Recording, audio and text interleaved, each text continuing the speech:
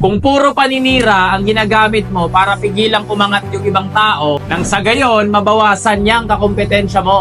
Gagawan mo sila ng masasamang kwento para ikaw yung maging mabuti sa paningin ng iba. Pero tandaan mo, hindi masusukat ang kabutihan dahil lang magaganda ang sinasabi mo. Hindi sa maganda mong ginawa sa mga taong nakakakilala sa'yo. Kahit ano pang paninira mo dun sa tao, wala yang epekto dun sa mga taong mas kilala sila. Experience mo rin ba na kahit wala ka ng koneksyon at ginagawa sa kanila, ikaw pa rin yung pulutan at pinag-uusapan nila? Alam mo ba kung bakit sila ganyan?